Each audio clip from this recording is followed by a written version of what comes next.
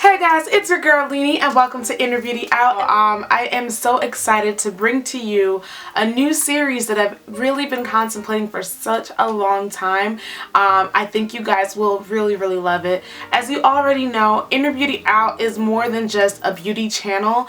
It is something that I've created to encompass all walks of life in terms of just lifestyle, definitely like law school testimonials, in terms of the beauty, of course, and real talk. And so I wanted to introduce a 9 to 5 series in terms of just showcasing a lot of people who are young, who are successful within their careers. And particularly, it's a little bit of a twist in your common traditional career video.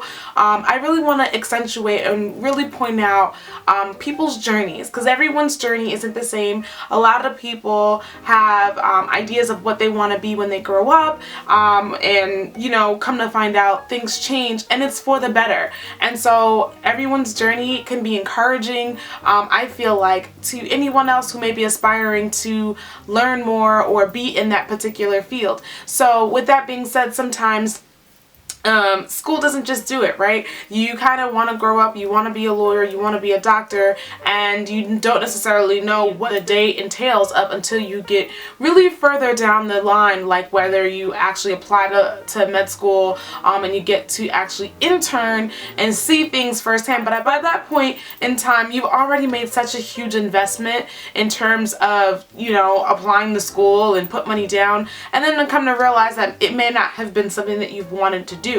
So I hope that this series could help some people shed some light in terms of what really is within a particular field of interest, and also explore non-traditional careers that people don't necessarily know about. So whether it may be makeup artistry, whether it may be, for example, what may be coming up, like a field in health sciences that you weren't sure about or you didn't even know existed.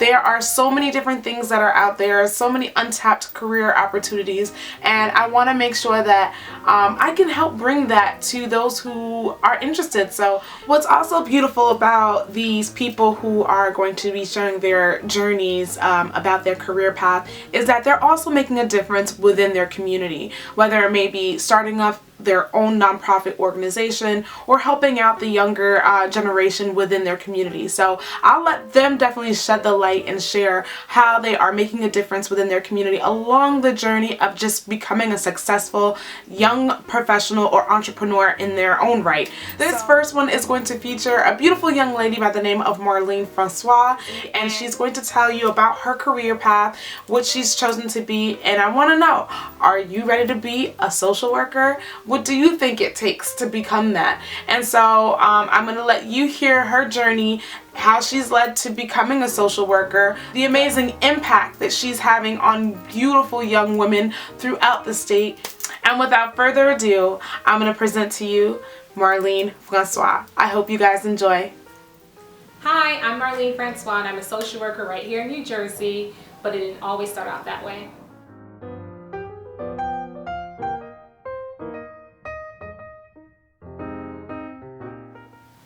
I remember my second year doing my internship while I was in a social work program, and we had to do these interviews with the patients, and we had this one patient we brought in. It was myself, a doctor, and a nurse, and the other social worker, and the patient was just saying all these delusional thoughts about how there's people in their bathroom every time they were taking a shower, all these celebrities, and they couldn't take a shower because they were scared.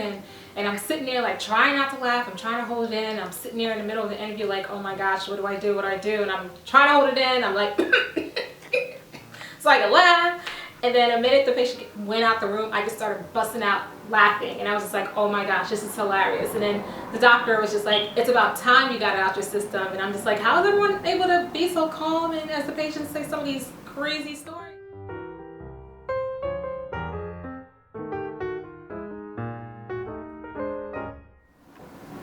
So I went to Penn State University for my undergraduate degree in psychology, and I received my bachelor's there in 4 years. I graduated in 2007, and then I went on to Rutgers University in Newark and I got my master's in clinical social work, and I graduated there in 2011.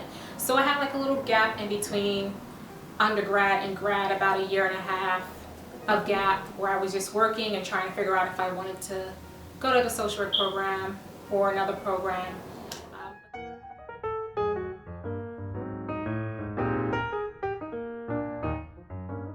But there were definitely some challenging moments as I was getting there, because when I was in college, matter of fact, in my undergraduate degree at Penn State, I knew I wanted to go into psychology ever since I was 13 years old. But my first semester, I took intro to psych and I got a D. I got a D. So if any of you guys ever know, if you guys know anything about colleges, you need a C or higher for any class that is within your major. I got a D in that class, and at that moment I was like, maybe I shouldn't do psychology. Maybe I should just give up now. Like, I'm not prepared for this. I should just give up. But then I knew I could not give up. I knew I was transitioning, going into college from high school, that it was a different learning style, and I had to really try my best. Where in high school, I was a straight A student. I didn't really try at all. But in college, you really have to try. So I had to retake the class all over again. So I took it at another university during my summer semester, because if I didn't take the intro to psych before my going into my second year, my sophomore year, I wouldn't be able to take any other psychology classes like developmental psychology, health psychology, just all the other classes that were available. I knew I needed to take that class over again. So I took it somewhere else and I got an A in that class. And from there I got the reassurance that, you know what, I am made for this. I can do this. I'm not going to give up as much as I wanted to give up. But I knew it was in me to do this because I love helping people. I love listening to people's problems, and I was just like the counselor, therapist amongst my friends. I was the one that everyone went to with their problems. So I knew this is something I have to do despite the challenges that I had. And even when I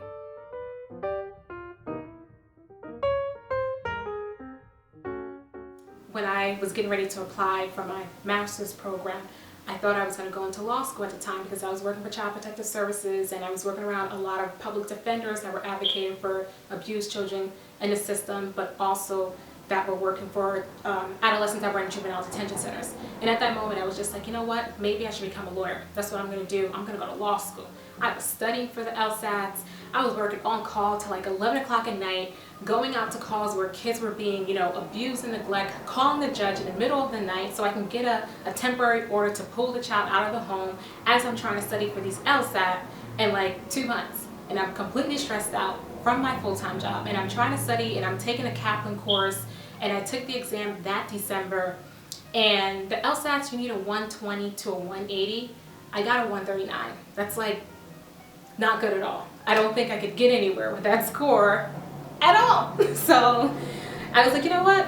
I'm going to apply to law school anyway. I'm applying to dual degree programs. I'm applying to social work and law school, because social work is just going to be a backup plan. That's not my original plan, because I don't want to be a social worker. So I thought I was going to be a lawyer. I just wanted to have Esquire behind my name. I applied to a few schools. I got rejection letters at every single last one of them. One of the schools even wrote back a rejection letter in pencil. The application came back, the dean of whoever wrote it back in pencil. I'm not going to shout you out because you might be watching this. But they sent me it back in pencil. I was like, But I got into every social work school that I applied to. Then I was like, you know what? I'm going to go into social work. First year, did the program, and I really didn't like the program the first year at all. I felt like it wasn't challenging enough because I had a lot of work experience going in. So I just felt like, oh, here we go again. And it just kept saying, oh, I'm going to be a therapist. I'm not going to be here anymore. I'm going to, I kept saying I'm going to go to law school. But the more and more I was doing my internships and being surrounded by other social workers within the profession, I realized that it wasn't about the title, it was about the heart and the things that I love to do. And social work was my passion, so I had to continue on. And then going to law school was no longer the focus anymore, because I could not understand anything in a law book that I picked up from one of my roommates. I was just like, I don't understand, this is like in Latin. So I knew it wasn't for me.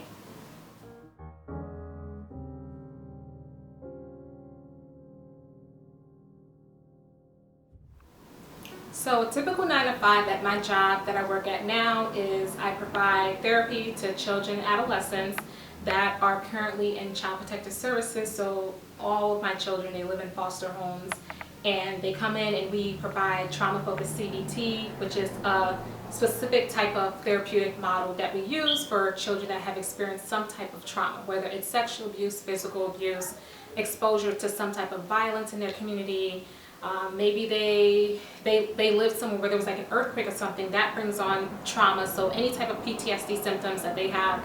So we do a lot of that. I do some family therapy too. And a day at my job, I would say, like, usually my job is pretty flexible. So as long as I work 40 hours a week, I come in at, whatever time. So I don't go in at 9. I don't clock out at 5. Some days I may leave at 3. Other days I may have late nights, like 6 p.m. or 7 p.m. But it's very flexible. And I would say some of the things that I do, like we do treatment team meetings for our children, so you're meeting with their whole team. You're going to see a lot of that in social work, where you're doing a lot of collaborative work with other agencies, whether it's case management, psychiatrists, nurses, detention centers, whoever it is that's working with the child, the family, you're working together. So usually when I go into work, I always start off with my coffee and my breakfast, check my emails, see if any updates, make sure none of my kids ran away. So I do like the basics, I'll follow up, maybe I'll call a school or call, their case manager or Child Protective Services, whoever's working on their team. I'll call them up and find out, okay, what's going on, and making sure that things are running smoothly with my kids. And then I would say starting in the afternoon, because a lot of kids get out of school around 2:30, 3 o'clock, that's when I start to have my sessions. So they're pretty set schedule. Certain days out of the week, I know how many kids I'm having. Fridays, I only have 2. Wednesdays, I only have 1 I see. So like my schedule's pretty set and concrete, unless we get new kids that come into the program, where you have like new referrals that come in. But my schedule's pretty set, like as far as like counseling with the kids. And sessions are usually 45 minutes to an hour. And of course you have to document your notes with every child that you do see. And every child is different. You're using a lot of different different therapeutic models that are out there when you're working with a child. If you have someone with a lot of behavior issues, you're doing behavioral plans. You may use some games in your sessions. You may do some painting, have them paint their story or whatever it is. So every child is different, so you have to like really do your best to learn what's out there. And that's what I love about social work, is that you can go to these different trainings and learn how to work with children that have attention deficit hyperactive disorder, ADHD, or a child that has depression or has any other disorders that are out there. You can go to different conferences and learn about them, so you can be a better social worker or therapist in this profession.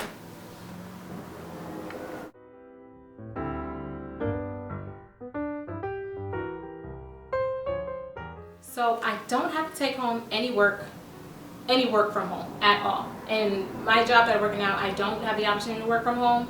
And we don't bring work home because you have a laptop that you use at work, and there's a lot of confidential information on there. You don't want to bring it home and have to hook it up to your own Wi-Fi, and maybe someone gets access to it. So I don't bring home work, and I always advise people in this profession to not bring work home. Separate it. Once you leave work at work. When you go home, leave home at home.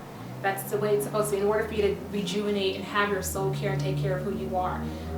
We are on call. I do get on call about like once every 2 months, and on call, you're usually on call for 2 weeks, so you get phone calls after 5 p.m. from any of the providers if they have any issues with a child. Maybe the child is running, maybe the child ran away, maybe the child feels suicidal, maybe the child is knocking a wall down in the house or something. They're very aggressive, so you need to, be on call and find out what happens. Call Child Protective Services. Maybe crisis is involved, the police are involved. So we're available on standby if there are any issues that are happening with the child.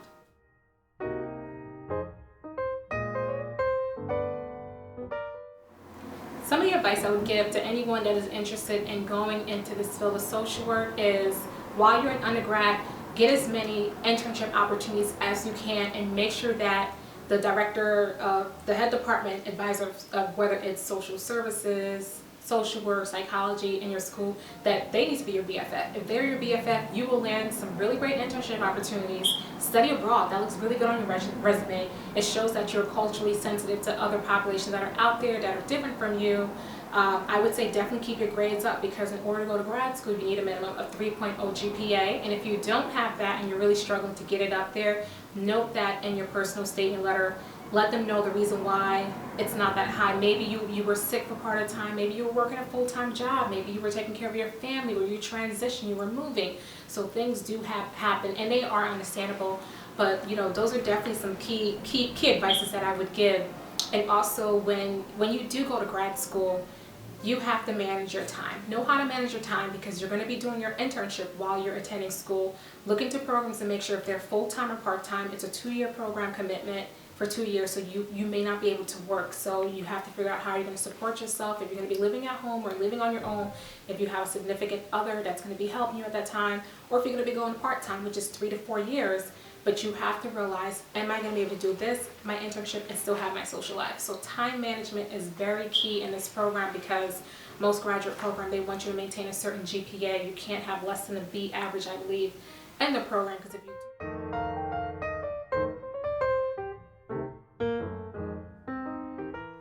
Alright, so there are several ways as far as like how the social work program works to be a social worker. You can get after you graduate high school, you go off to college. So most colleges will ask you for the same thing. Get your SATs, your application, letters of recommendation, you get accepted into a college, you graduate from college with your bachelor's in anything. So with the master's program, master's degree in social work program, you don't need a bachelor's degree in social work or psychology. It could be in anything. It could be in science, political science, accounting, finance. The only requirement that the Master's in Social Work program has is that you have a bachelor's degree. Yes, your GPA needs to be a minimum of 3.0. You have your letters of recommendation. Minimum 1 or 2 needs to be from a college professor. So that's why I said your college professor, whoever works in your program, needs to be like your best friend. And the other thing that they do require is that you take a statistic class.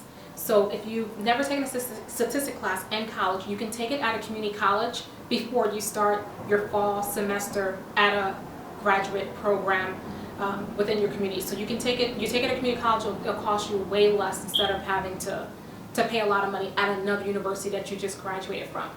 And the Master's in Social Work program is 2 years full-time.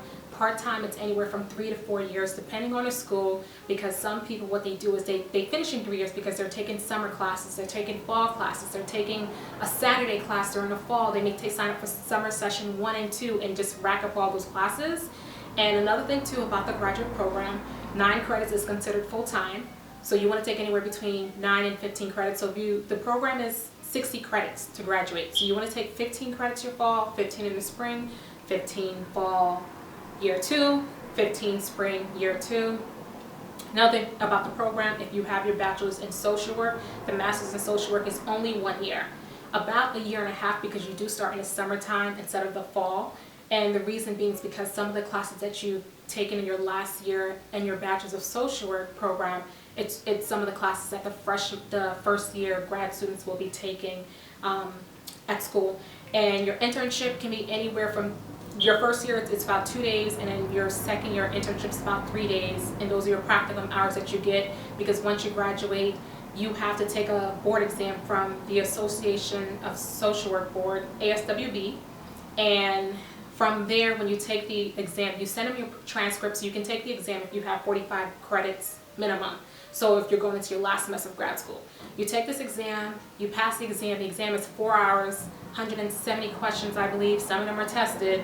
So you take this exam. Once you pass it, you send your paperwork that you send your application to the board with your transcript and all those good things. And then it takes about 2 months or so, and then you get this paper after you graduate, and they have all your information that you are officially licensed in your state to practice as a social worker.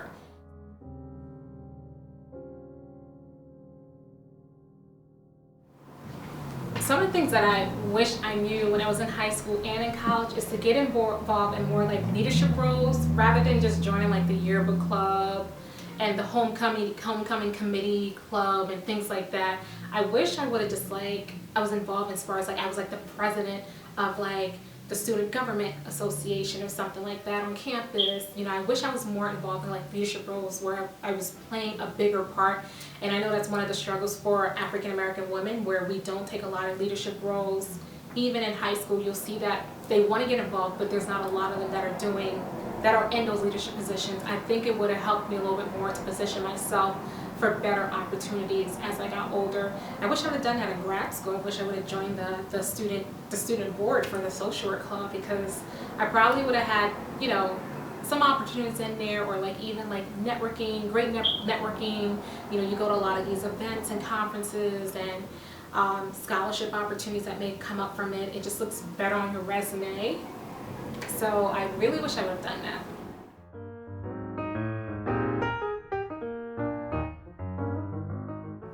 So there's one thing I'm definitely passionate about that falls into the whole thing with social work and what I do. I'm passionate about young girls, especially girls of color, African American girls, and I think part of it's because of some of the challenges that they do face in their communities. There's a lack of access to programs to help them to break the educational gaps that are out there. These girls are 6 times more likely than Caucasian girls to get suspended for school for fighting. There are, right now in colleges, 23% of the college students are African American girls, but only 34% of them receive Pell Grants. So you notice that there's a lot of disparities still that are happening when it comes to African American girls. So I've definitely been passionate about it. It's my heart, and I started a nonprofit organization in 2013 called Farmer Precious, and we work with adolescent and young adult women. We've provided $2,500 in academic scholarships so far. We do workshops within the community and the school settings. We've held 2 conferences before where we have, young professional women on the panel. They just discuss some of the challenges they face, how they got into their careers. So that way these girls that are in high school, they know that, okay, she looks like me, she came from my community. If she can do it and become this successful, I can do it too. And I wanted them to see that you don't have to be just a doctor, lawyer, engineer, which is what we've grown up to know in the Haitian community that I grew up from. But like that they can have a successful business. They can be an entrepreneur. They can be a best-selling book author. You can go to school for education, yet you're booking speaking engagements now. You're not being a teacher. So I want them to see that just because you start off one way does not mean that's how you're going to end. That there's so many opportunities out there. You don't have to just stick with one thing. You can do multiple things. So it's definitely been my heart. We're in 2016. We have a few things that we're working on for this year as far as revamping a lot with the organization. We are looking for funders, as always, to fund so we can get more scholarships, so we can provide more scholarships to these girls within Essex County, New Jersey, because they need it. A lot of them can't go to college, or they stop halfway through college because they don't have the money to complete their education. And I don't want to see that happen. I want to see girls have opportunities just like any other girl in other communities. And even if you look within the urban community, a lot of the teachers aren't certified, just like some of the other suburban communities where they have better teachers.